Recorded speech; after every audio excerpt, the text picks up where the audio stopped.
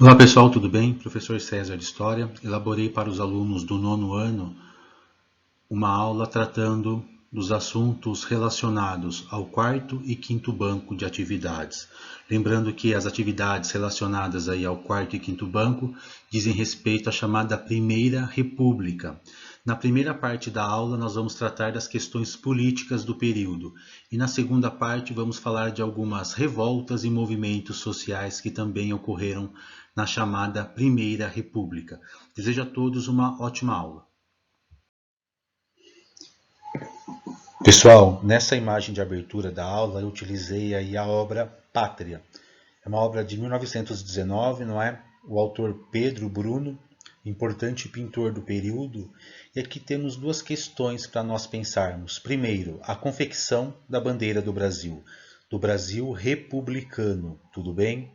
Bandeira atual do Brasil. E ao fundo, dois idosos. Esses idosos representam a monarquia. Aqui nós temos a ideia, então, que a república era algo novo, não é? Pelo menos aqui no imaginário popular, não é? O que eles queriam transmitir era essa questão que a república inaugurava uma nova época. Mas vamos ver na aula de hoje, será que realmente essa primeira república trouxe mudanças significativas, sobretudo para as camadas populares do Brasil? No caso, a bandeira traz o lema Ordem e Progresso. E aí eu explico para vocês o porquê é importante esse lema para nós compreendermos aí a transição da monarquia para a república. Esse lema, Ordem e Progresso, ele tem uma origem, no caso, é a chamada escola positivista. O que é isso, escola positivista?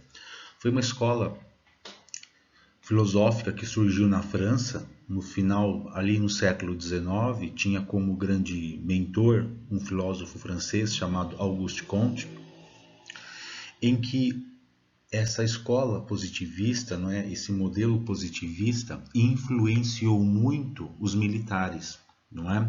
E os militares tiveram uma participação muito importante na história do Brasil, aliás, ao longo de toda a história republicana e também durante o Império, se nós pensarmos na Guerra do Paraguai, enfim, mas nessa transição da monarquia para a república, os militares eles fazem parte daquilo que nós chamamos, não é, dos, dos principais núcleos de oposição à monarquia, ao governo de Dom Pedro II.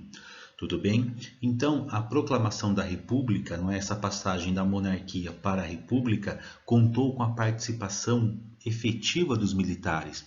E essa influência dos militares e também da escola positivista está presente aqui na bandeira do Brasil, esse lema positivista, ordem e progresso. Tudo bem? Pessoal, eu tenho aqui para vocês uma linha do tempo da história do Brasil. E por que essa linha do tempo? Só para nós, não é? Para que vocês possam aí se situar onde nós estamos, em qual momento, tudo bem? Então nós temos o período pré-colonial, o período colonial, que vocês estudaram lá no sétimo, oitavo ano, o período imperial, que vocês estudaram no oitavo ano, primeiro reinado, período regencial, segundo reinado, e agora nós estamos caminhando para o chamado período republicano, tudo bem? Eu falei para vocês que os militares, ao longo da nossa história republicana, eles tiveram uma participação muito importante, não é? Ao longo dessa fase. E, no caso, então, só reforçando, essa transição do Império, da monarquia para a República, contou com a participação efetiva dos militares, tanto que para aqueles alunos que estão realizando o quarto banco de atividades, lá no texto, vocês vão ler lá, né, no texto de apoio que vocês têm, vocês vão ler lá algumas informações importantes, não é, mais detalhadas aí, sobre a participação desses militares naquele processo que culminou, não é, que levou à implantação da República no Brasil. Esse período republicano, voltando, que é esse momento que nós estamos estudando, ele é dividido em algumas fases. Vamos lá. Olha que bacana. Nós temos aqui nessa linha do tempo apenas, não é, o período republicano da história brasileira. E vejam vocês que interessante. Nessa linha do tempo que eu trago para vocês aqui, nós temos a chamada República Velha, Era Vargas, República Populista, Ditadura Militar e Nova República. Dentro dessa linha do tempo, nós estamos então na chamada Nova República. Essa Nova República, né, hoje, no caso, ela teve início aí com o fim da ditadura militar. Mas nós estamos estudando na aula de hoje a primeira fase da República no Brasil, que muitos historiadores ainda não denominam como República Velha ou outros Primeira República, tudo bem? Então aqui nós estamos estudando esse período, essa fase da República, lembrando que depois vocês têm outras fases. Reforçando, era Vargas, República Populista, Ditadura Militar e a Nova República, que seria essa república em que nós vivemos hoje. Tudo bem? Então, na aula de hoje, vamos entender um pouquinho dessa República Velha, ou também conhecido como Primeira República. Pessoal, só adiantando para vocês. Professor, mas eu estou lendo lá um exercício de um outro material, apareceu República Velha. Estou lendo um exercício lá, apareceu Primeira República. Por que isso? Aí depende, não é? Cada historiador, esse termo República Velha já não se usa mais, tá? O termo assim mais corrente, não é, que as pessoas utilizam, os historiadores, professores de história, no caso seria Primeira República. Tudo bem? Em relação às características políticas do período. Então vamos pensar como era essa Primeira República, como era a política nessa época. Vamos entender essa parte primeiro então. Bom, primeiro, quem controlava a política eram as oligarquias. Por que oligarquia? Calma que eu já explico para vocês. No cenário nacional, se destacavam aí dois estados. Quais estados? São Paulo e Minas Gerais. Como assim se destacavam? Se destacavam na política. Então, muitas vezes, um candidato de São Paulo, ou um candidato de Minas, ou um candidato indicado por esses estados, ele sempre era o candidato eleito, no caso, ele seria eleito aí, à presidência, tudo bem? Então vejam vocês, a São Paulo e Minas Gerais, nessa Primeira República, eles tinham como se fosse uma aliança, um acordo. Então, eles sempre estavam indicando. Ora, uma eleição São Paulo indicava e Minas apoiava. Na outra eleição, Minas indicava e São Paulo apoiava. E esse candidato sempre, ele acabava ali, na grande maioria das vezes, ele era eleito. Poucas, com algumas exceções, não foi o candidato, indicado por esses estados. E veremos que lá na frente isso gerou algum problema, para esse sistema. E o poder local, o poder ali naquelas regiões, no interior do país, era exercido por um grupo. Qual grupo? Um grupo conhecido como coronéis. No caso, esse coronel não é a patente do exército, mas sim aquele fazendeiro, aquele sujeito que possuía um poder econômico e por meio desse poder econômico ele exercia o quê? Uma influência ali sobre os eleitores. E gente, olha agora que interessante. Quem nessa época, na Primeira República, quem tinha direito ao voto? Homens alfabetizados. Pessoal, pensem comigo, se eu estou falando que só homem poderia votar, eu estou excluindo metade da população praticamente, ou seja, a mulher não participa. E alfabetizado, olha o período que nós estamos, lá no comecinho do século XX, a grande maioria da população era analfabeta. Isso significa que uma pequena parcela da sociedade participava como eleitor ou como candidato. Como candidato, ainda menos. Tudo bem? E devido a essas restrições, a esse controle por um pequeno grupo, novamente, devido a essas restrições e esse controle da política por um pequeno grupo, esse período da história do Brasil ficou conhecido como República Oligárquica. Nossa, que palavra estranha, nunca vi isso. Vocês viram sim, lá no sexto ano, por exemplo, quando vocês estudaram a Grécia Antiga. Esparta era uma oligarquia, era um sistema de governo onde poucas pessoas, novamente, poucas pessoas participavam ali da política. Tudo bem? Então prestem atenção nisso. Um governo oligárquico é um governo em que pouquíssimas pessoas participam, sendo ali candidatas ou mesmo como eleitores. Perfeito? Então, esse é o panorama político. As oligarquias locais e também nacionais, um pequeno grupo, controlava a política, seja na esfera local, estadual ou federal, ou no país. Dois estados ali controlavam a política, entre eles havia um acordo, São Paulo e Minas. Então, eles indicavam o candidato à presidência ou um candidato deles, seja de São Paulo ou de Minas. E esse candidato sempre, ou praticamente sempre, era eleito. Os coronéis influenciavam, os coronéis, aqueles fazendeiros poderosos, influenciavam aí o voto desses eleitores. Tudo bem? E lembrando, os eleitores eram um grupo bem reduzido, bem restrito. Nós temos aqui uma questão interessante, política do café com leite. Por que política do café com leite? Eu acabei de falar para vocês o seguinte, que dois estados intercalavam, aí no caso eles sempre estavam indicando o candidato e entre eles havia um acordo. Então, Minas apoiava o candidato de São Paulo e São Paulo apoiava o candidato de Minas Gerais. Em alguns momentos isso não deu certo, depois veremos mais para frente o que acontece, sobretudo lá no final da década de 1920.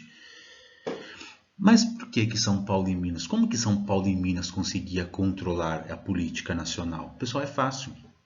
Eram os estados mais ricos da nação naquele momento, perfeito? São Paulo com a produção do café, que nós já estudamos lá no 8º ano, que começa ali no segundo, aliás, que teve uma expansão, né, a partir do segundo reinado, lá na época de Dom Pedro, as ferrovias, as cidades em São Paulo, né? Então São Paulo era um estado já muito rico, muito poderoso, e também Minas. Minas também, não é? Era um estado poderoso. Ah, mas por que, professor, política do café com leite? Porque o principal produto do estado de São Paulo, não é o produto assim da economia que São Paulo exportava e com isso conseguia aí a sua riqueza, era o café. E no caso de Minas Gerais era o grande produto também era o café em Minas, tá? Mas também era o leite. Aí ficou conhecido como política do café com leite. Os dois, não é? Esses dois estados aí tinham esse acordo, eles indicavam um presidente que seria eleito. Ah, mas por que sempre que o candidato que eles indicavam era eleito? Só porque eles eram ricos? Não. Veremos o que acontecia nessas eleições. Pessoal, olha que interessante. Eu tenho aqui para vocês um esqueminha que explica de forma um pouquinho mais simples o funcionamento. Como o presidente, um candidato à presidência indicado por Minas ou São Paulo era eleito. Vejam vocês. Nós temos uma pirâmide, uma hierarquia aqui. Os coronéis, prefeitos,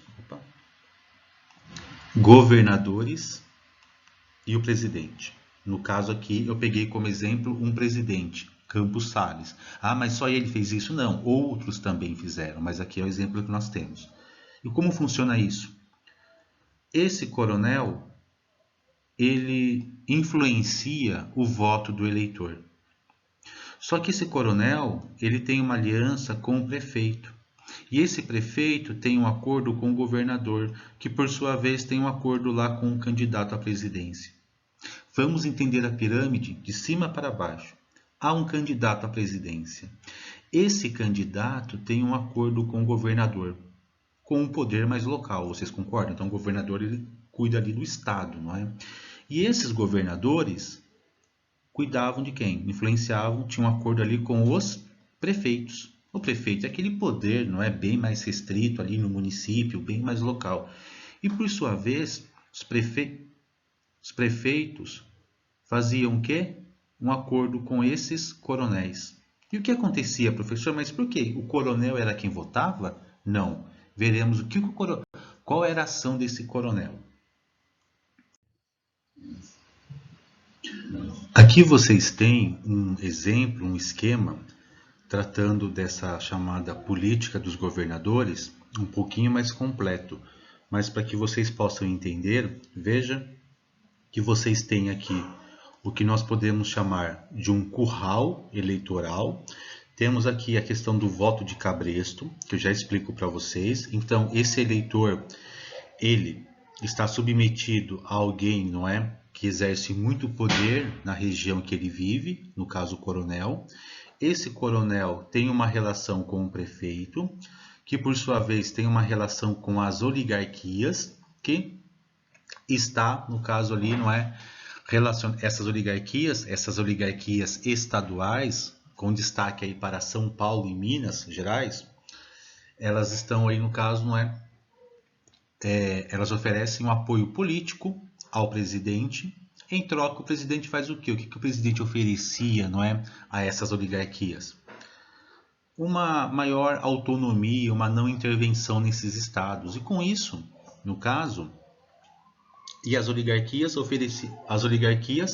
ofereciam para os prefeitos o quê? Verbas, tá? E o prefeito, por sua vez, oferece aos coronéis locais alguns favores. Então veja que era um esquema, não é? Aquela em que, não é? Havia aí uma troca de favores. Então aqui vocês têm aquele esqueminha que eu comentei no slide anterior, um pouquinho mais completo. Nesse caso aqui vocês têm uma representação desse poder local dos coronéis e como ele, no caso, influenciava, né? Ele influenciando, ele conduzindo o voto desse eleitor. Então vocês têm nessa imagem o político, ele, por meio do cabresto, ele conduz esse eleitor, na prática ele influenciava o eleitor a escolher o candidato que ele, aqui no caso, né, que era de seu interesse. Mas por que esse eleitor fazia isso? Lembrando, só reforçando que a parcela, né, da população que tinha direito, que participava, né, ali das eleições, né, de eleitores, né, essa parcela da população, ela era mínima. Aqui nessa imagem, o coronel, aquele fazendeiro, aquela pessoa que exercia um poder local, obriga o eleitor a votar em determinado candidato, um candidato da sua preferência, não da preferência do eleitor.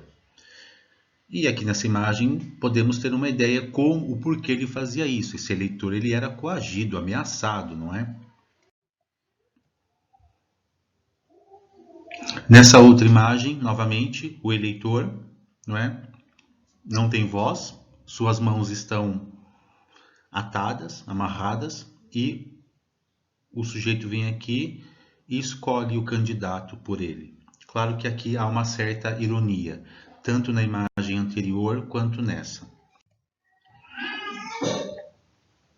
E essa imagem também diz um pouquinho para nós aí das fraudes, não é? Que aconteciam nessas eleições. Então, além de toda aquela estrutura, não é? Da política dos governadores, em que esses governadores tinham ali uma relação com os presidentes ou os candidatos à presidência, e esses governadores, por sua vez, com os prefeitos, e os prefeitos com os coronéis, e esses coronéis coagindo esses eleitores a votar em determinado candidato.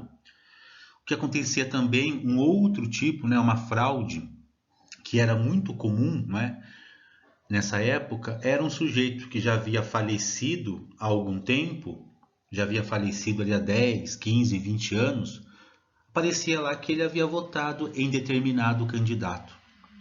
Vejam vocês, eu falei para vocês aqui uma questão, aparecia, nessa época o voto era aberto. Como assim o voto era aberto?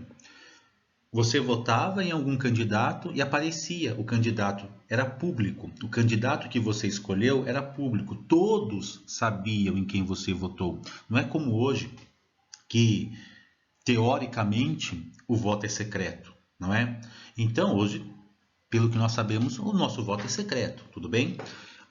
Mas naquela época não, naquela época você, não é, anunciava em quem você estava votando. E por meio dessa questão do voto ser aberto, do voto ser público, né, você anunciava a pessoa, o seu candidato, todos sabiam em quem você votava, o que facilitava então o quê? Essas ameaças, não é? Essa coação a esses eleitores. E além dessa obrigação que nós vimos ali nas duas imagens, não é? Anteriores, nós temos aqui um defunto, também novamente utilizando a ironia, né, nessas imagens. Aliás, durante a Primeira República, nós temos muitas, não é? caricaturas aí, gravuras, né, que tratam essas situações cotidianas relacionadas à política, às questões sociais aí com certa ironia. Aqui o sujeito está indo votar, o defunto levanta e fala, né? O cavalheiro vai à cidade e quer ter a gentileza de me fazer visar este título de eleitor, ou seja, muitas pessoas que já haviam falecido, elas apareciam ali como eleitoras. Nossa, então, mas não havia uma fiscalização, nada? Pessoal, quem estava no poder, quem fiscalizava, eram as pessoas que cometia aí, no caso, essas fraudes. Então, né, com essa política, com esse modelo de coação de você ameaçar os eleitores, com essa aliança São Paulo e Minas, não é? Essas oligarquias controlando o poder, no cenário nacional, quem, a grosso modo, aí, controlou a política nas primeiras décadas da República foi São Paulo e Minas. Novamente aqui a capa de uma revista da época, de 1925, em que ela utiliza a ironia. Eles estão aqui no topo, né? Aqui a cadeira da presidência da República, e eles dizem assim: tenham paciência, mas aqui não cabe mais ninguém. E quem estava aqui? Outros estados. Rio Grande do Sul, Santa Catarina, Mato Grosso, Paraná, Bahia. Então, era São Paulo e Minas que controlava a política aí nesse momento da história do Brasil. Agora nós entramos na segunda parte da aula, tudo bem? Na segunda parte da aula nós veremos algumas revoltas ou movimentos sociais que aconteceram nesse período. Vamos resumir aqui um panorama da sociedade brasileira nessa época. Você tem uma oligarquia no poder. O Brasil agora não é mais uma monarquia, é uma república, mas uma oligarquia, um pequeno grupo, um grupo restrito que controlava a política.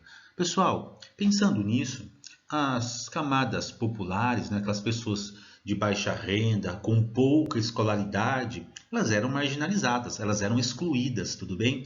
Então, havia pouca atenção, ou melhor, nenhuma atenção por parte do governo para com essas pessoas.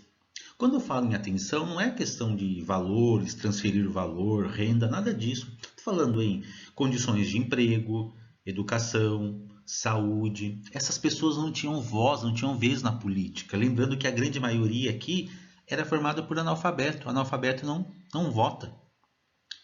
E nós temos aí nas diversas, né, regiões do Brasil, norte, nordeste, sul, sudeste, algumas revoltas, não é? Professor, mas o senhor colocou aqui principais movimentos sociais e depois revoltas. Por quê? É fácil. Para alguns historiadores, em alguns livros que vocês vão estar utilizando aí na vida de vocês, seja agora no ensino fundamental, no médio, ou depois, não é? Lembrando que a história você sempre deve estar aí estudando, não é? Lendo. Vai aparecer lá revolta, guerra. E então depende do ponto de vista do historiador. Dependendo do livro que você está lá trabalhando, se você está lendo, aparece lá Guerra de Canudos, ou aparece Revolta de Canudos, ou aparece Movimento de Canudos. Então é necessário saber isso, diferença de revolta, movimento social, para nós que estamos no ensino fundamental? Por enquanto não, mas eu só estou falando assim que no caso vocês vão encontrar, no caso, nomenclaturas, não é, para esses eventos: Canudos contestado, revolta da vacina, revolta da chibata, tenentismo, cangaço, greve geral. Alguns especialistas, no caso historiadores, classificando como revolta, outros classificando como movimento social, enfim. E lembrando que alguns eventos, não é, eles têm um caráter religioso. Um caráter religioso porque os seus líderes eram vistos por pelo menos parte de seus seguidores como figuras religiosas. Tudo bem? Então vamos estudar aí algumas dessas revoltas. Mas voltando ao comentário inicial, vocês verão ao final que essas revoltas têm caráter religioso, algumas no Nordeste, outras no Sul, algumas no Sudeste, mas há algo em comum, não é, entre esses movimentos aqui ou essas revoltas, que pelo menos uma parcela ou grande parte das pessoas que participam desses eventos são pessoas marginalizadas, excluídas. Tudo bem? Então vamos lá. Pessoal, primeiro evento aí que nós temos para analisar, compreender, Canudos. Aqui vocês têm um desenho retratando o líder de Canudos, Antônio Conselheiro, e aqui uma litografia, no caso também um desenho retratando o Arraial de Canudos.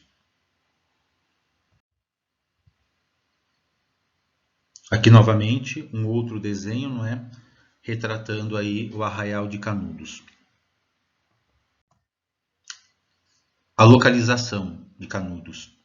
Vocês têm aqui esse mapa, ele ilustra para nós a região de Canudos. Veja, região Nordeste, perfeito, né? Nós temos aqui estado da Bahia, bem no sertão da Bahia, ali já próximo ao estado de Pernambuco, temos Canudos. Mas o que foi isso? O que aconteceu aí? Foi guerra, revolta, o povo tomou o poder? Vamos analisar aqui. As causas. Pessoal, ao longo do século XIX, a região Nordeste ela passou por vários períodos de seca, secas intensas. Não estou falando assim de seca de 6 meses, 9 meses, não, secas assim de 2, 3, 4, 5 anos, tudo bem? E essas secas prejudicavam o quê? A produção no campo. Aquele pequeno, não é, agricultor ali que sobrevivia plantando feijão ou outro tipo de alimento, criando animais, ele não conseguia mais sobreviver por conta dessas secas. Era muito difícil. E é exatamente aqui que muitas pessoas começam a deixar o Nordeste, no final do século XIX, comecinho do XX, em direção ao Sudeste, Sul, por conta, né, na tentativa de obter melhores condições de vida. Então, secas intensas. E esse povo que habitava o sertão, por isso o povo sertanejo, ele vivia em condição precária, pobreza, pobreza extrema. Não é pobreza porque eles não tinham ali não tinha uma casa bonita, não é? Não tinha ali uma fazenda, não. Pobreza extrema, quando eu estou falando em pobreza extrema, é que o indivíduo não tinha sequer o que comer. Tudo bem?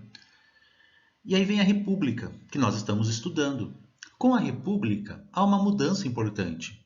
E qual a mudança? Cobrança de impostos. O sertanejo vivia ali em meio à seca, a miséria extrema. Ele passa o quê? A ter que pagar impostos para o governo republicano. Aí você pensa, mas o cara não tem nada, você acabou de falar que o cara não tem nem o que comer, como que vai pagar impostos? Então, e além disso, o poder local dos coronéis. Aqueles coronéis que nós acabamos de ver ali na primeira parte da aula, que influenciavam, que coagiam aqueles eleitores, eles também exercem um poder ali, algumas ameaças a esses sertanejos. Aí você pensa, professor, mas e o governo? Não fazia nada, não é? Ali o governo local, estadual, ou mesmo o governo federal? Pessoal, quem é o governo local? O coronel. Quem era o governo estadual? Alguém que tinha relação com o coronel. Quem estava na presidência? Pessoas que talvez ali alguns nem conheciam o sertão, não é? Nem conheciam a condição dessas pessoas. O que eu quero dizer é o seguinte, essas pessoas estavam abandonadas, tudo bem? E de repente ali, em meio a esse caos, não é? Aparece um líder. Um líder que estava peregrinando, não é? Passando ali, percorrendo o sertão. A origem dele, estado do Ceará, ele estava percorrendo o sertão e esses sertanejos abandonados, que não tinham o que fazer, começaram a seguir esse líder. Quem é esse líder, professor? Antônio Conselheiro, aquele personagem que eu mostrei para vocês no slide anterior. E vejam que interessante, em meio a esse caos, aparece alguém não oferecendo alimento, oferecendo condições materiais, mas alguém que oferecia a essas pessoas o quê? Um conforto através das palavras. E as pessoas começaram a ver esse sujeito então como um grande líder, não é? Talvez aquele Messias, o enviado, que veio aqui para nos salvar. E esse sertanejo já não tinha mais nada, começaram o quê? A seguir Antônio Conselheiro pelo sertão, né? Não pelo sertão ali do Nordeste. E com o passar do tempo, seus seguidores foram o quê? Foi sempre aumentando, aumentando, aumentando. E só uma observação, pessoal. O movimento aqui, a questão do messianismo, é uma interpretação. Como assim, professor? Uma interpretação? Não entendi. Tem um especialista na área, um historiador, um sociólogo, que diz que Canudos foi um movimento messiânico. Quando esse especialista diz isso, ele está falando assim, que Canudos se formou no entorno de Conselheiro porque as pessoas viam nele uma figura religiosa que poderia trazer para essas pessoas o quê? A salvação. Já outros historiadores, sociólogos, têm uma outra visão. Falam que Conselheiro foi importante, mas no caso o que essas pessoas queriam era o quê? Questões materiais, uma melhor condição de vida.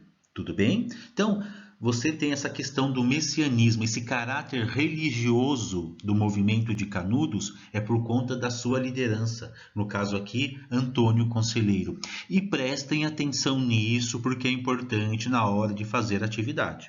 Tudo bem? Nós temos dois movimentos aqui que vamos estudar hoje, que no caso é Canudos agora e depois o Contestado. Vocês vão ver que tem ali uma certa relação, uma certa semelhança, tanto na condição das pessoas que formaram, que participaram, quanto da liderança. Tudo bem? E aqui nós temos um relato, não é, sobre essa figura, Antônio Conselheiro. Apareceu no sertão do norte um indivíduo que se diz chamar Antônio Conselheiro e que exerce grande influência no espírito das classes populares. Deixou crescer a barba e os cabelos, veste uma túnica de algodão e alimenta-se tenuamente, sendo quase uma múmia.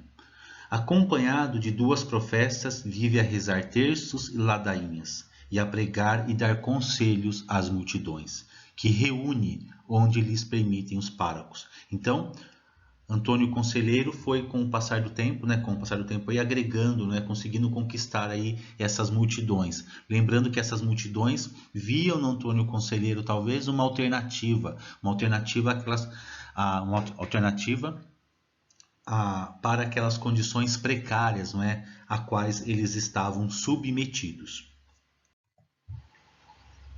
Percorrendo o sertão, determinado momento, Antônio Conselheiro diz: aqui será a nossa morada, não é?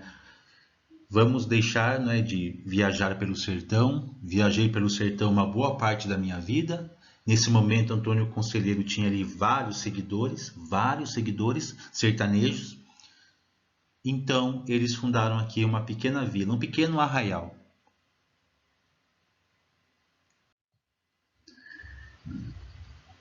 Pessoal, com o passar do tempo, a população desse pequeno arraial, Belo Monte ou Canudos, por que Canudos? Por conta da planta, de uma vegetação daquela região, tudo bem? Então, tem lá, eles fundaram um pequeno vilarejo conhecido como Belo Monte e a população foi crescendo. Então, o sujeito que vivia ali abandonado pelo governo, sob o poder dos coronéis, fugia e ia viver ali deixava ali a fazenda do coronel e ia viver ali no vilarejo do Antônio Conselheiro. E a população foi aumentando, 1.000, 5.000, 10.000, 15.000, 20.000. Segundo estimativas aí, passou de 25.000, salvo engano, a população de Canudos. Então vejam vocês, no meio do sertão, sertanejos abandonados começaram a seguir o Antônio Conselheiro. E a princípio, isso incomoda quem? Os coronéis da região, que perderam mão de obra, não é? Aquele sertanejo que ele explorava, não está mais ali para ser explorado por ele. Está lá com o conselheiro. Então, a princípio, governos locais, poderes locais, começaram a se incomodar com, a figura aí do Antônio Conselheiro e seus seguidores. E aqui temos novamente, uma charge. Aqui, no caso, dizendo que a república não passará. Antônio Conselheiro, ele era um crítico, segundo alguns especialistas, um crítico muito duro da república. Por que é um crítico, professor? Porque no caso, segundo aí, os especialistas, para Antônio Conselheiro, a república não trouxe nada de positivo para o sertanejo. Para o sertanejo, a república era sinônimo de miséria e opressão. Então havia essa oposição. E aqui Antônio Conselheiro e seus seguidores começam a incomodar quem? Essas autoridades. Bom, se eles não desmancharam Canudos por bem, as autoridades locais, depois autoridade estadual e depois autoridade federal enviou para Canudos algumas expedições militares. Tudo bem? Aqui nós temos uma imagem, tá? O fotógrafo Flávio de Barros, que a maioria das fotos que nós temos desse conflito entre as tropas, não é? Tropas dos coronéis, depois as tropas estaduais e até mesmo o exército, né? A maioria das fotos que nós temos são de autoria aí do Flávio de Barros, tudo bem? E aqui você tem os soldados enviados, não é? Soldados do exército com um canhão muito poderoso, tá? Conhecido popularmente como matadeira. E para derrubar Canudos, para destruir Canudos, para eliminar os sertanejos, não é? Matar esses sertanejos, que para a República agora, para o governo local e até mesmo para o governo republicano era uma ameaça por conta da proporção, não é, que esse pequeno arraial e depois esse grande vilarejo tomou, foram necessárias 4 expedições. Aqui eu tenho para vocês uma cena de um filme, tá? Um filme lançado em 1997, filme chamado Guerra de Canudos, em que retrata um filme interessante, retrata ali, né, a origem desses sertanejos, depois o Antônio Conselheiro peregrinando pelo sertão, né, caminhando ali pelo sertão, a formação do vilarejo e quando essas expedições começam. E segundo ali relatos, o próprio Antônio Conselheiro dizia que seriam 4 fogos, não é? No caso aqui, 4 expedições. Aqui a cena do filme em que aquele canhão a matadeira atinge, né, atinge um projétil lançado pelo canhão matadeira, atinge aqui uma igreja, não é? Que eles haviam construído, tudo bem? Os sertanejos foram eliminados, massacrados. Aqui nós vimos o uso da violência contra essa população pobre e miserável, não é? Alguns sobreviveram. São essas pessoas aqui. Esses sobreviveram. Novamente aqui a foto do Flávio de Barros, tá?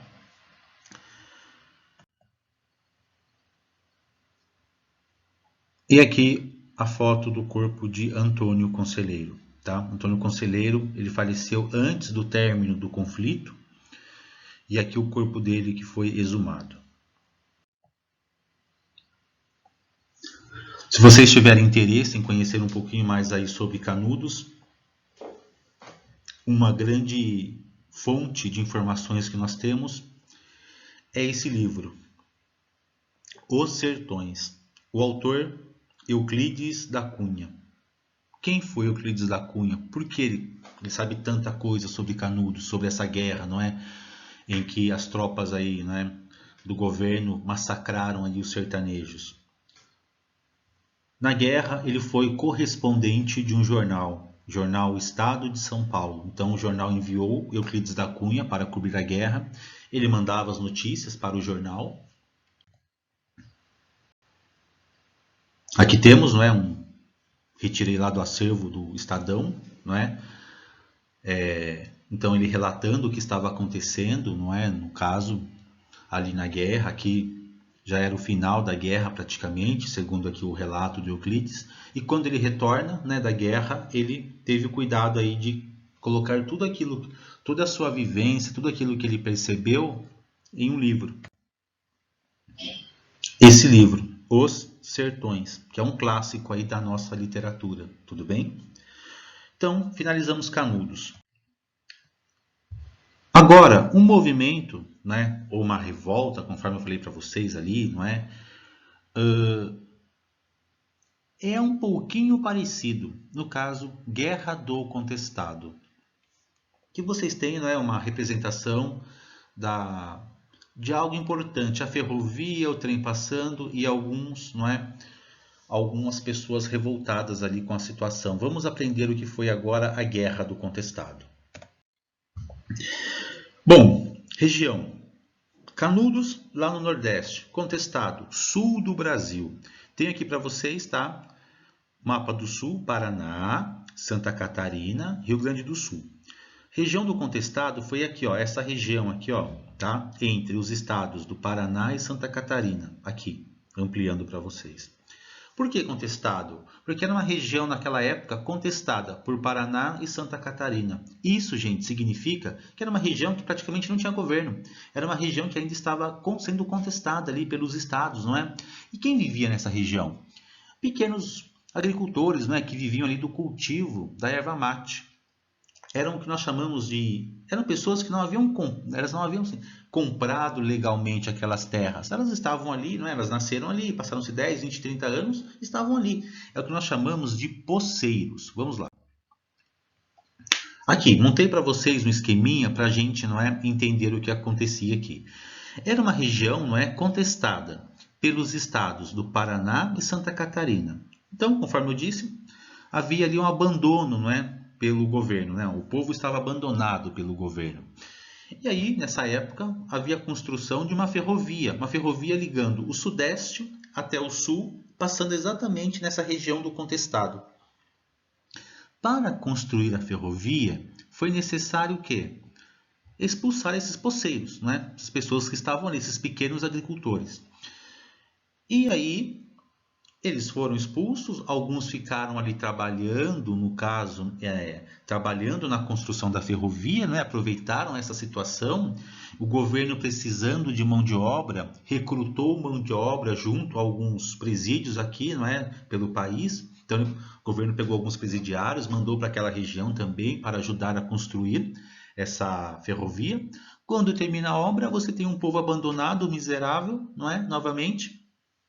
E esse povo começou a organizar ali um movimento, também aqui no caso, com uma liderança religiosa, o monge José Maria, tudo bem?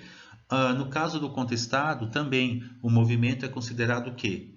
Para alguns especialistas, não para todos, para alguns, um movimento messiânico. E por que o movimento messiânico? Porque o contestado também contou com a participação de um líder religioso, ou que era considerado pelos seus seguidores como um líder religioso, um Messias. Então, para vocês terem noção, esses revoltosos, eles atacavam quando passava ali o trem na ferrovia, eles atacavam o trem, falavam que o trem era a besta, não é, que estava passando, a besta que cuspia fogo, enfim. O que o governo fez? Da mesma forma que em Canudos ele massacrou os participantes lá do movimento, aqui também. Aqui também houve uma questão, né, de massacre mesmo, de você massacrar essas pessoas, né, que já eram pessoas que possuíam poucas condições ali de sobrevivência, condições materiais, que talvez encontraram nessa liderança religiosa um refúgio, uma alternativa, mas aí, quando eles estavam organizando o movimento ali, no caso, não é uma região em que eles viviam, eles foram massacrados ali pelas autoridades. Aqui, o líder do movimento, José Maria. Pessoal, falamos então de dois movimentos importantes que aconteceram no campo, tanto Canudos quanto o Contestado, dois movimentos que contaram aí com um caráter religioso, tudo bem, por conta da liderança. Essa liderança ela era interpretada ali pelos seguidores, ou pelo menos por alguns, como uma liderança religiosa, não eram religiosos formados, não é, formados assim dentro da estrutura, não é, da Igreja Católica naquela época, mas os seus seguidores entendiam como líderes religiosos. Agora, deixamos o campo, deixamos essas lideranças religiosas e partimos para as revoltas urbanas, tudo bem? Primeira revolta, revolta da vacina, 1904, Rio de Janeiro, tudo bem? Aqui vocês têm um importante personagem, Oswaldo Cruz. Aqui, nesse desenho, Oswaldo Cruz é representado como Napoleão. Só que ao invés de utilizar uma espada, ele utiliza uma seringa. Mas que coisa doida, por que isso? Por que o povo está revoltado aí com Oswaldo Cruz? Oswaldo Cruz era um médico muito importante, sanitarista, muito importante na história do Brasil, não é? Mas vamos ver o porquê dessa revolta. Primeiro, Rio de Janeiro era a capital do Brasil, tudo bem? Era a capital do Brasil, não é mais, vocês sabem disso, né? Então, e aí que no caso, então era o principal ainda centro urbano do Rio de Janeiro. São Paulo nessa época já começava a se destacar, mas nem tanto quanto a cidade em si, quanto o Rio de Janeiro. E aí, um prefeito chamado Pereira Passos, no governo de um presidente chamado Rodrigues Alves, decidiu o quê? Reformar o centro da cidade. É, fazer do Rio de Janeiro uma cidade com ares de uma cidade europeia. Só que, pessoal, para reformar o centro do Rio de Janeiro, você tinha ali que adotar algumas medidas. Quais medidas? Aqui novamente, tá? Essa importante avenida, Avenida Rio Branco, fica ali próximo, não é? O atual aterro do Flamengo, ali próximo à Baía de Guanabara, próximo ao centro do Rio. E o que dificultava essa reforma urbana no centro do Rio de Janeiro? A existência desses cortiços, moradias precárias que eram habitadas aí por pessoas, né, das camadas aí mais populares, pessoas, um trabalhador urbano, não é? Então eles moravam nesses cortiços. E para você reformar o centro da cidade, você precisa fazer o quê? Derrubar esses cortiços. Só que para derrubar os cortiços, temos que fazer o que antes? Mandar essas pessoas embora. Mas de repente, o sujeito, ele vai aceitar isso numa boa? Não é? Em ver a sua casa, o seu espaço privado ser destruído, ser invadido? Não, isso já causa uma revolta. E tem antecedentes. São pessoas que viviam em condições precárias. Eram pessoas, no caso, que eram abandonadas pelas autoridades. Não havia uma assistência para essas pessoas. E quando o governo aparece, é porque o governo está expulsando essas pessoas de suas casas e derrubando as suas casas. Então, aqui uma notícia da época. Aliás, pessoal, se vocês tiverem interesse, depois vocês vão pesquisar aí em sites, não é? Primeira República, notícias. Tem vários jornais, várias notícias sobre esse assunto, tudo bem? Nós estamos tratando aqui Canudos, Contestado, Revolta da Vacina, enfim. E aqui está, né, uma notícia. Pereira Passos manda demolir o Rio Colonial. Então, aquela parte do Rio de Janeiro mais antiga, em que havia ali os cortiços, o Pereira Passos, o prefeito, então, prefeito do Rio de Janeiro, um engenheiro, não é, que nasceu ali no interior do estado do Rio, nasceu na cidade, agora esqueci o nome, vou lembrar, peraí. Piraí, Barra do Piraí, lembrei.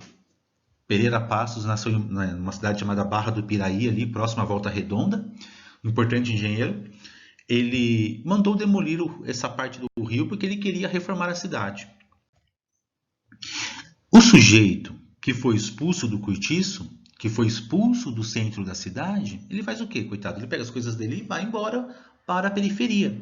Só que aí, as periferias do Rio de Janeiro, os locais assim, vocês devem, né, acompanhar filmes, séries, novelas que às vezes mostram o Rio de Janeiro, ou mesmo quem já visitou o local, você percebe que ali o relevo é o quê? Um relevo formado por pequenos morros, não é? Enfim, o sujeito ia para a periferia pensando, bom, então aqui ninguém vai me incomodar, né? Vou montar aqui meu espaço, meu lar e vou viver aqui numa boa. Então aqui nós temos também, pessoal, uma questão interessante, que é nessa época, comecinho do século XX, que essas chamadas favelas começam, né, a se formar na cidade do Rio de Janeiro. Então o sujeito que vivia no cortiço, ele deixa ali o cortiço, ele deixa o centro da cidade, vai para a periferia, lugar mais afastado do centro da cidade, e ali ele monta a sua casa, o seu lar, o seu espaço.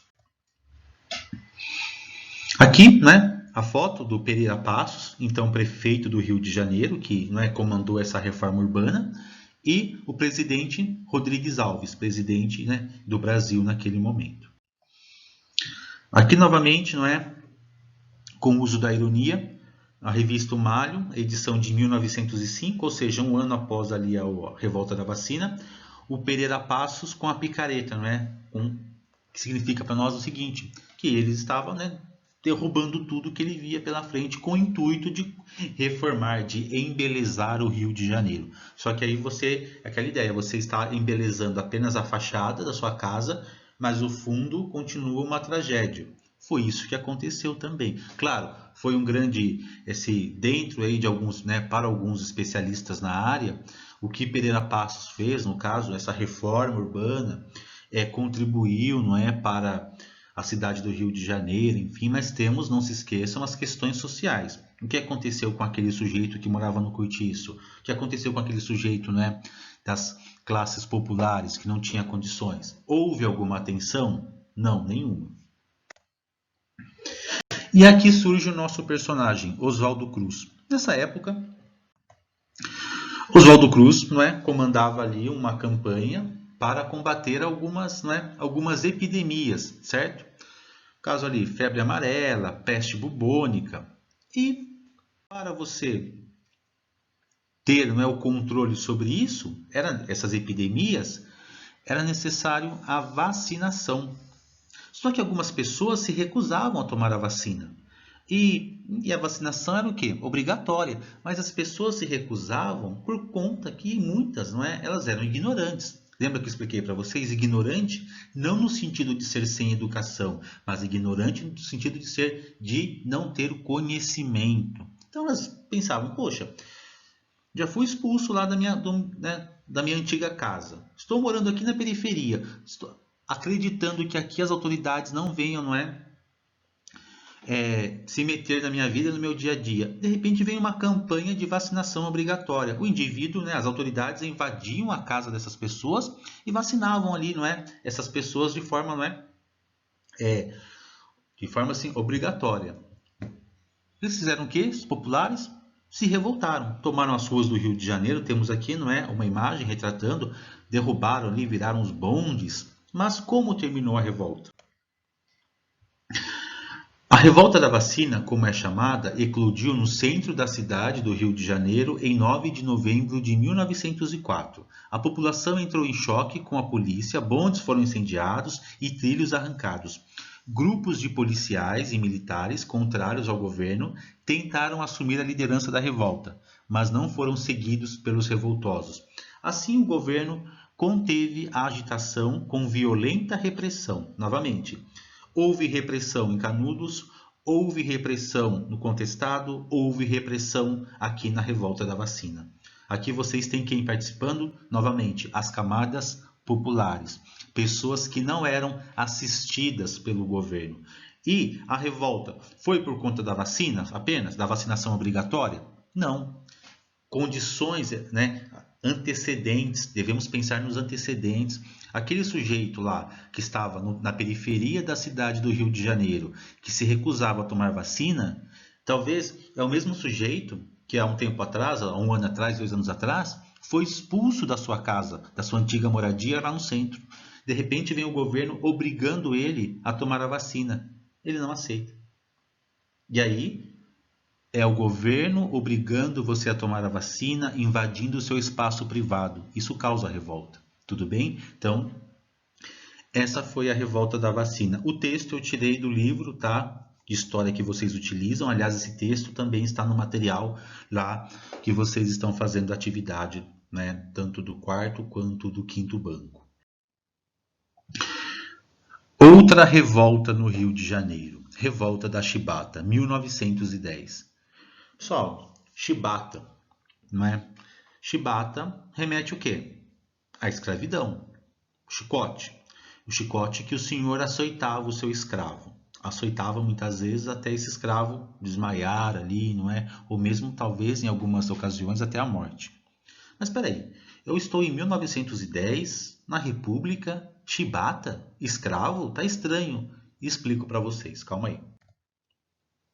Temos aqui algumas notícias, né, dos jornais da época. Conforme eu falei, depois, se vocês tiverem interesse, acessem lá, coloquem lá no seu navegador aí, imprensa, Primeira República, revoltas. Tem muita notícia, não é, interessante do ponto de vista da história, para você entender esse período muito interessante da história do Brasil, né? Temos vários jornais. Eu só peço desculpas para vocês que eu não coloquei as fontes em todos por conta do tempo que nós não temos, tá? Mas assim que possível eu coloco as fontes aqui. Mas por que essa revolta da Chibata? O que aconteceu? Vamos lá. Causas. Vamos entender a condição do negro, nessa época. Vamos entender a condição do ex-escravo nessa época. A condição, resumindo, é a exclusão. Como assim a exclusão? Não tem emprego, não tem uma moradia digna, não tem acesso à saúde, educação praticamente não há. Grande maioria, imensa maioria formada por analfabetos, isto é, participava das eleições? Não. Quando encontrava um emprego, era aquele emprego esporádico. O que é isso? Você trabalha 2, 3 dias e depois novamente está desempregado. As pessoas chamam de bico, não é? E esse negro, a figura do negro, do ex-escravo ou do descendente desses escravos, é esse indivíduo marginalizado. Professor, mas por que ninguém dava emprego para ele? Você teve esse indivíduo por 300 anos, essas pessoas por 300 anos como escravos. Você comprava, tratava como coisa. De repente você tem a abolição. Sim, você libertou os escravos. Estão livres. Mas e agora? O que eles vão fazer? Eles passaram 20, 25 anos ali como escravo. De repente ele é um homem livre. O fazendeiro vai, ó, agora você é um homem livre, você vai trabalhar para mim, eu vou pagar para você o seu trabalho? Não, você era escravo, você vai embora. Mas quem trabalhava então, professor, nessa época? Os imigrantes. Os imigrantes. Nesse momento da história do Brasil, infelizmente é um momento que nós não temos como tratar do assunto, mas havia uma política de branqueamento da população. Imigrantes chegando, claro, por conta também das necessidades lá que eles, né, que havia na Europa, Itália, né, enfim, mas também por conta que no país, aqui no Brasil, havia uma política de branqueamento da população. Então, esse ex-escravo, ou descendente de ex-escravo, ele era excluído. E aí, a Marinha era uma alternativa para esses jovens, não é, pobres. Só que as condições oferecidas a esses jovens, das camadas populares na Marinha, também eram precárias. Por que precárias? Por exemplo, excesso de trabalho. E quando esse jovem não cumpria ali com a sua tarefa, ou o seu chefe, o seu líder, ficava insatisfeito com algo, não orientava o indivíduo a fazer mudar, né, a postura, ou melhorar lá, né, a sua tarefa, o que ele deveria fazer, não. Esse jovem sofria ali castigos físicos. Com o quê? Com a chibata.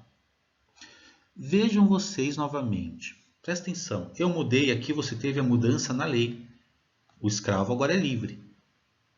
Só que para você mudar a mentalidade das pessoas, aquilo que elas pensam, não é só uma lei. Isso demora muito. Demora anos, décadas. E no caso aqui, nessa situação, nós percebemos que vai talvez aí, infelizmente, demorar séculos. A chibata era como você punia o escravo. Você vê o seu marinheiro, o seu jovem marinheiro, um aprendiz ali, ainda como escravo. Por mais que ele não seja. Mas você, na mentalidade dessas pessoas, era assim. Então, quando ele fazia algo que não estava de acordo, ele não era orientado a fazer, não é, da forma correta. Ele apanhava com a chibata. E aí você teve esses, não é, liderança de um importante personagem aí, João Cândido, conhecido como Almirante Negro. Esses jovens tomaram o controle, no caso, de algumas embarcações, ameaçaram bombardear o Rio de Janeiro, capital. E aí nós temos o quê? As punições. Houve o controle, não é? O governo negociou com esses revoltosos, em que caso eles, não é, em que caso eles deixassem, né, parassem com a revolta, não é, suspendessem a revolta, e no caso eles teriam anistia, que no caso aí seria o perdão, né? Anistia vem não de perdão, anistia vem de amnésia. O que é amnésia? Esquecer, ó, se você parar com essa revolta aí, eu vou esquecer o que você fez e tudo vai ficar como antes. O governo prometeu isso, quando eles se renderam, o governo puniu essas pessoas. Então o governo não cumpriu com aquilo que ele havia prometido E aí, os marinheiros que participaram da revolta, não é? Alguns foram exilados na Amazônia, atual ali na região do Acre. Alguns foram presos, muitos morreram na prisão e o líder Antônio Cândido, depois da prisão, saiu e morreu pobre e esquecido pela história. Um outro movimento importante que nós temos aqui, não é, nesse período da Primeira República, o tenentismo, tudo bem? Aqui no caso do tenentismo, diferente das outras revoltas que nós estudamos, revoltas ou movimentos sociais, como vocês queiram, aqui tem uma pequena diferença. Aqui os participantes, eles já não eram assim dessas classes populares, né, pessoas ali, né, que viviam em condições precárias. Eram camadas intermediárias do exército, né? Eles eram tenentes, tudo bem? E qual era, no caso aí, o objetivo do tenentismo? Primeiro, derrubar o presidente, o então presidente do Brasil, Arthur Bernardes. Eles tinham como proposta também a ampliação do sistema de ensino e principais eventos, não é? Aqui faltou 2 pontos, peço perdão. Principais eventos aqui do tenentismo. São 3 momentos, tá? Revolta dos 18 do Forte de Copacabana, Revolta Paulista e, por fim, a chamada Coluna Prestes. Revolta dos 18 do Forte de Copacabana. Aqui vocês têm alguns tenentes, não é? Alguns militares marchando, não é? Os revoltosos marchando em direção às tropas do governo. O que o governo fez? Atirou nessas pessoas, inclusive aqui alguns morreram. Aqui você tem uma notícia da época, né, dessa revolta que aconteceu também no Rio de Janeiro, só que com a participação dos tenentes, não é? Eles enfrentaram aí as tropas do governo, foram baleados. Então vocês têm aqui Eduardo Gomes, não é? Mário, Newton Prado. Temos aqui inclusive um personagem importante na história do Brasil, Eduardo Gomes, que posteriormente ele sobreviveu aqui a essa revolta. Posteriormente ele seria ali candidato à presidência, tá? Depois na época da República Populista. O movimento aqui foi controlado através da força, da violência, não é, por parte do governo. E aí essa revolta, ela veio para, não é, esse tenentismo, ele veio para o estado de São Paulo, Revolta Paulista de 1924. Os revoltosos chegaram a tomar o controle da capital, São Paulo, mas novamente o governo agiu ali, não é, com certa violência. Aqui você tem, não é, esses revoltosos formaram ali uma pequena trincheira. Eles não conseguiram resistir aos ataques do governo. Eles chegaram a tomar o controle da cidade, da capital São Paulo, mas não conseguiram resistir por muito tempo. Tanto a revolta dos 18 do Forte de Copacabana, quanto a revolta paulista, promovida pelos tenentes, não é? Esse grupo, não é? Essa patente intermediária do exército, eles não conseguiram, não obteve tanto sucesso, não é? Não conseguiram ali, não é, o que eles almejavam. E aí então eles perceberam o seguinte: não adianta, se não há apoio do povo, apoio popular, nós não vamos conseguir mudar a situação da República, não é? Essa questão das fraudes nas eleições, não é? Sistema de ensino. Então eles pensaram o seguinte: nós temos que contar com o apoio do povo. Mas como? Eles passaram, não é, nessa época, a viajar pelo Brasil, certo? Entre 1925 e 1927, eles marchavam pelo Brasil, caminhando pelo Brasil aí a pé, não é? Tentando, não é, conscientizar a população do que estava acontecendo, que essa república ela era corrupta, não é? Que o que estava acontecendo não era justo, enfim. Mas eles não obtiveram tanto sucesso também, não é? A população vivia alheia às questões, grande parte da população vivia alheia às questões políticas da época. Eles não obtiveram sucesso. O seu grande líder, no caso, por que Coluna Prestes, não é? Seu líder, no caso, Luiz Carlos Prestes, que ficou conhecido aí como Cavaleiro da Esperança. Nós vamos ver um pouquinho sobre o Prestes depois na Era Vargas, tá? Ele vai, né? Depois ele vai para a Europa estudar e ele retorna para o Brasil durante o governo Vargas. É um assunto que nós vamos tratar ainda. Mas então essa Coluna Prestes, não é, que faz parte desse movimento conhecido como tenentismo, também não obteve tanto sucesso. E aí vamos para uma outra um outro movimento muito importante, que foi o cangaço, tá? No caso do cangaço, aqui nós temos o mapa de atuação do cangaço. Voltamos para a região Nordeste. Primeiro movimento que nós estudamos na aula de hoje, no caso Canudos, ou primeira revolta, enfim, foi no sertão, não é? E aqui voltamos para o sertão. Só que aqui no caso não é mais um líder religioso, não é mais um líder que utiliza a palavra para conseguir os seus seguidores. Aqui a situação muda, aqui utiliza a arma. Vamos ver aqui. Esse é o famoso lampião, tudo bem? O cangaço, pessoal, ele se insere naquilo que os historiadores que estudaram o assunto, né, que se debruçaram sobre o assunto, classificam como banditismo social. Tá? No Brasil isso foi comum no final do século XIX e comecinho do século XX. Aí nós temos 3 tipos de banditismo. Tá? O defensivo, proteção das fazendas, quando um fazendeiro, um coronel, contrata esses cangaceiros para proteger a sua propriedade, seria uma guarda pessoal, entendam assim. Um cangaço político, quando o coronel contrata o cangaceiro para que o cangaceiro, não é, faça, não é, ameace as pessoas que vivem naquela região com a arma, com a violência. Então, o coronel, ele contrata um grupo de cangaceiros para ameaçar a população da região. E o cangaço independente, que é aquele grupo, não é, que não está ligado a nenhum fazendeiro, a nenhum coronel. Eles percorrem ali o sertão, não é, fazendo saques, roubando fazendas, não é, propriedades, espalhando terror.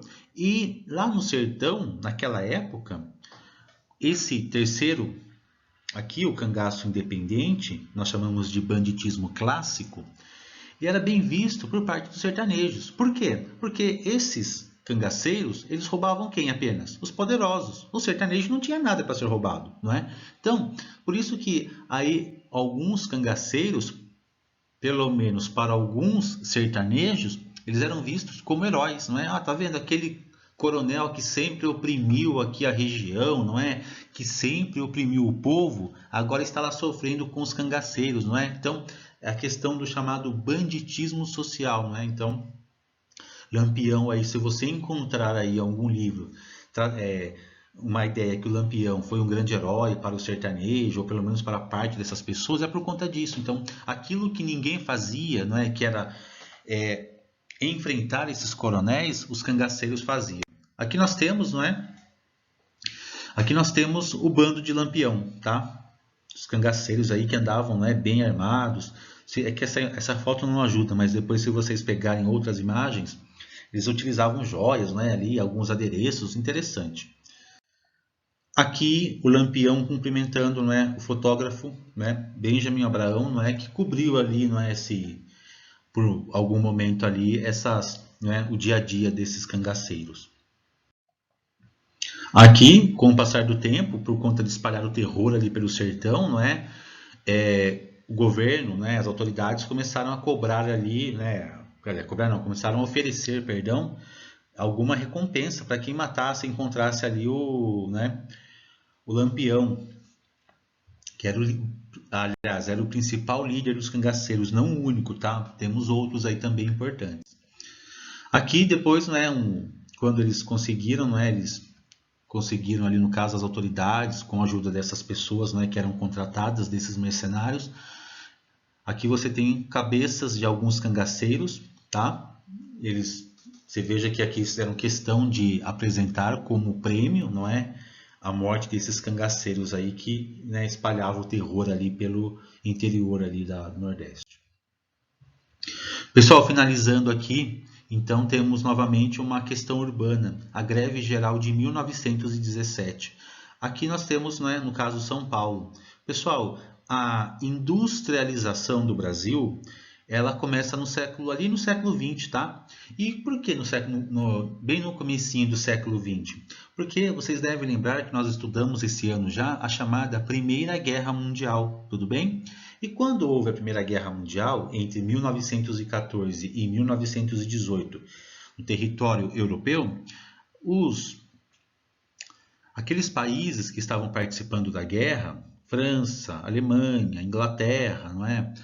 Eles não conseguiam, não é, seguir com a produção industrial, porque tudo estava voltado para a guerra. E aí, nesse momento, até então, o Brasil fazia o quê? O que o Brasil comprava, o que o Brasil utilizava, que era industrializado, ou seja, o que era produzido pelas indústrias, tudo aquilo que o Brasil utilizava, ele importava da Europa. E como, né, quando começa a guerra, em 1914, e né, os participantes da guerra estavam, né, com suas atenções aí voltadas para o conflito, eles deixaram de produzir, o Brasil passou a produzir. Tanto é que as primeiras indústrias no Brasil, elas estavam relacionadas aí à produção que? Têxtil, não é? Produção de roupa, né? Grosso modo, produção de roupa. Então, no início do século XX ali, né, sobretudo a partir ali da segunda década, não é? 1910, 1920, o Brasil passou por um processo de industrialização, tudo bem? Então há uma relação aí com a Primeira Guerra Mundial que estava acontecendo lá na Europa. Aquilo que eu conversei com vocês já nas aulas de história, em algumas oportunidades. Um assunto na história, um evento, está relacionado ao outro muitas vezes, não é? Aliás, na maioria das vezes. E aí você tem aqui em São Paulo, né, na capital, algumas indústrias. E quem trabalhava nessas indústrias? Imigrantes. Lembra que eu falei para vocês? O negro, né, o ex-escravo, não é. Dificilmente ele encontra emprego. Mas esses imigrantes encontravam, né, italianos, enfim. Mas as condições de trabalho nessas fábricas, elas eram precárias. Longas jornadas e salários baixos, não é? Já falamos sobre isso lá no 8º ano, quando nós tratamos da Revolução Industrial, vocês devem lembrar disso.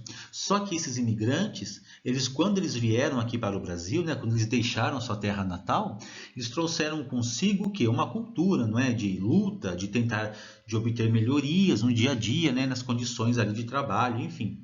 E aí, esses imigrantes trouxeram aqui para o Brasil esses ideais do anarquismo, do socialismo, que nessa época na Europa eram ideias assim, que eram muito presentes, não é, no dia a dia, nas questões políticas, econômicas e sociais.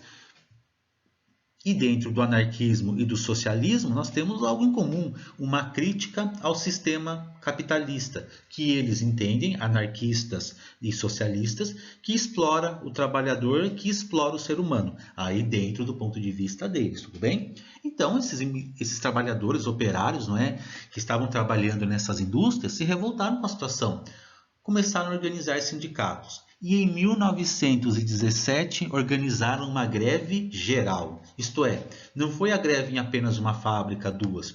Foi uma greve que aconteceu, que acometeu várias empresas. E o pessoal, eles tinham ali algumas reivindicações. Olha aqui o primeiro, que sejam postas em liberdade todas as pessoas detidas por motivo de greve. Então, quem participou da greve, algumas pessoas foram presas. Segundo, que seja respeitado do modo mais absoluto o direito de associação para os trabalhadores, ou seja, a formação dos sindicatos. Que nenhum operário seja dispensado por haver participado ativa e ostensivamente no movimento grevista. Por exemplo, aqui ó, o 10º e o 11º, jornada de 8 horas, aumento de 50% em todo o trabalho extraordinário, aquilo que nós conhecemos como horas extras. Mas, professor, deu certo a greve aí? Vamos ver. Bom, os donos das fábricas, eles não atenderam a todas essas reivindicações, nem todas foram atendidas, mas aceitaram aqui o quê? Aumentar salários e não demitir, não despedir os grevistas, tudo bem? A greve acabou, mas nem todos os combinados foram cumpridos e vários líderes grevistas foram demitidos e perseguidos, tudo bem? Esse texto aqui eu peguei lá também do material que vocês têm como apoio para a resolução da atividade, tudo bem? Pessoal, então era isso, tá? Muito obrigado. Eu espero que eu tenha de alguma forma aí contribuído, né? Não só com a resolução das atividades propostas pelo 4º e 5º banco, não é, que trata aí o tema Primeira República, mas também para o conhecimento de vocês aí, tá? Desejo a vocês aí e todos os seus familiares aí, não é? Uma ótima semana aí e bons estudos. Um abraço aí a todos.